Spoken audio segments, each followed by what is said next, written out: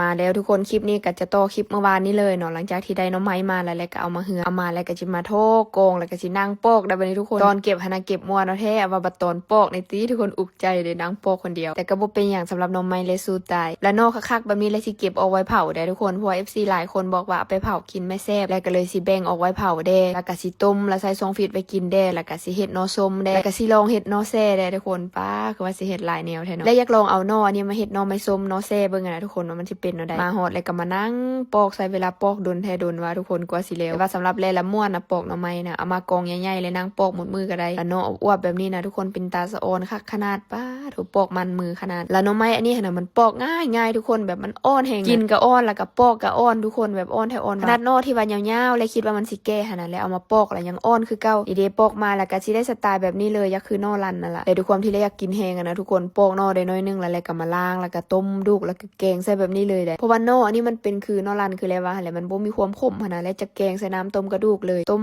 ให้มันสุกแล้วก็มันมากินได้เลยมันและอันนี้ก็คือนอที่แล้วปอกแล้วทุกคนนี่แล้วปอกได้ประมาณ2-3เพราะว่าแล้วก็แบ่งไว้เผาได้หลายเติบเลยแล้วก็เอามาล้างน้ำดีๆแล้วสิต้มแล้วใส่ซองฟิตไว้ส่วนตัวนี้ก็เป็นนออ้วบๆนะที่แล้วจะเอาไปเผาลองสิเผาเบิ่งทุกคนแล้วก็ตำเจียวกะปิมันสิแซ่บบ่ส่วนอันนี้ก็แม่นหน่อไม้ที่แล้วต้มใส่น้ำต้มกระดูกหั่นที่เฮ็ดง่ายๆแบบนี้เลยได้นี่ทุกคนเอาไปกินกับเจียวจำเจียวปลาแดกนะป้าแซ่บคักเลยแหละแกงนอแล้วก็ต้มนอไว้บัดนี้ต้มนอไว้แล้วก็มากินข้าวนั่งกินหน่อไม้หั่นแหละมันคักทุกคนเลยแล้วก็เวลาเฮาต้มนี่หอมคับเฮือนเลยเนาะแล้วกินกับแบบเป็นมันๆนะกินข้าวแล้วก็นอนวันนี้แล้วก็ตัดภาพมาตอนเช้าอันนี้ก็เป็นนอที่ต้มสุกแล้วก็ปะไว้ให้มันเย็นต่อไปแล้วก็จะเอามาจัดใส่ถุงแล้วก็ใส่ซองฟิตไว้อยู่พี่จะหลายเก็บอาหารก็ใส่ซองฟิตทุกคนจะบ่ได้เฮ็ดนอปิดนอหยังดอกแลนะใส่ซองฟิตแล้วก็ลองเบิ่งว่ามันสิแซ่บคือเก่าบ่เพราะว่าแรกก็บ่เคยลองจักเทื่อเพราะว่าตั้งแต่อยู่พี่อันนี้ก็เป็นปีแรกที่ได้ไปเก็บหน่อไม้แล้วก็เอามาเมียนแบบนี้ต้องขอบใจพี่เมย์หลายๆเด้อที่ว่าส่วนแล้วไปเก็บนำเนาะแล้วก็ดีใจแฮงเลยทุกคนได้เก็บหน่อไม้นะป้าตัวถึกเลขก็บ่ปานนี่แหละก็สิจัดใส่ถุงแบบนี้เลยเรียนๆใส่งามๆเนาะแล้วก็โค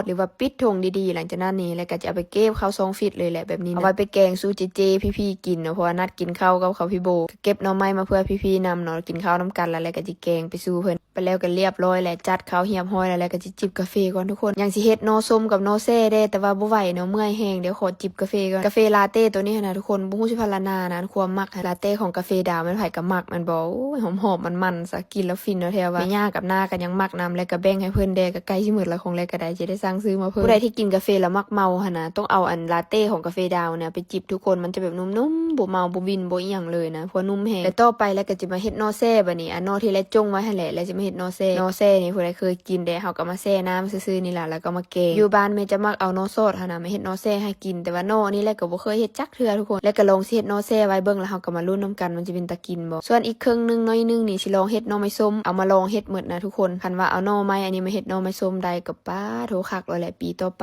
ก็แบบไปเก็บกับพี่เมย์อีกแล้วก็เฮ็ดนอไม้ส้มไว้กินเอามาแล้วก็มาซอยน้อยๆมุนๆแนวนี้แหละเฮ็ดนอไม้ส้มนะก็บ่จักสิซอยแนวใดขึ้นกับเฮามักแด้น่ะตอนใหญ่ตอนน้อยแล้วอันนี้หั่นเป็นนอแซ่หั่นแล้วก็จะเอาน้ำใส่แล้วก็ใส่เกลือน้อยนึงให้มันอ่อนเพราะว่านอนี่แหละปะค้ามคืนแล้วมันยักแข็งใส่เกลือน้อยนึงแล้วก็จิปกฝาไว้บนที่แช่ไว้2-3 คืนพุ่นล่ะจะเอามาแกงแล้วเอื้อยผู้นักการเมืองก็มาทุกคนเพิ่นซื้อรถทีบมาให้ได้เลยสิซื้อรถทีบแล้วเพิ่นก็บ่ให้ซื้อเพิ่นอยากซื้อให้เองเพิ่นว่าเพิ่นอยากซื้อให้หลานเพิ่นใจดีแฮงนะทุกคนเพิ่นแบบเอ็นดูฮักแพงครอบครัวของแล้วแท้ว่าแล้วน่ะก็ฮักแล้วก็นับถือเพิ่นสุดๆหั่นล่ะเป็นผู้ใหญ่ที่แบบใจดีแฮงๆทุกคนเบิ่งมาฮอดไรได้ก็ฮิบขี่รถทีบเพิ่นแล้วเพิ่นดีใจเพิ่นก็ถามอยู่ว่าสิเอาตัวใหญ่บ่แล้วก็บอกว่าได้ยังน้อยเอาตัวน้อยก่อนแล้วก็บอกว่าโอเคเดี๋ยวใหญ่แล้วจังสิซื้อให้อีกพุ่นนะผู้ใจดีแฮงทุกคนอันนี้ก็น้องไม่ส้มหั่นแหละทุกคนแล้วก็มาล้างน้ำเนาะหลังจากนั้นแล้วก็จิแช่ไว้แล้วใส่เกลือหิมาลัยบ่ว่าจะเป็นบ่ทุกคนธรรมดาก็ใส่เกลือทะเลเอาเกลือใส่แล้วก็แช่ไว้บัดนี้จิแช่ไว้จักคืน2 คืนแล้วก็จะเอามาใส่กระปุกไว้เฮ็ดน้องไม่ส้มลองเบิ่งแล้วจึงสิเอาคลิปมาฝากเด้อทุกคนว่าน้องแซ่กับน้องไม่ส้มหันสิเป็นบ่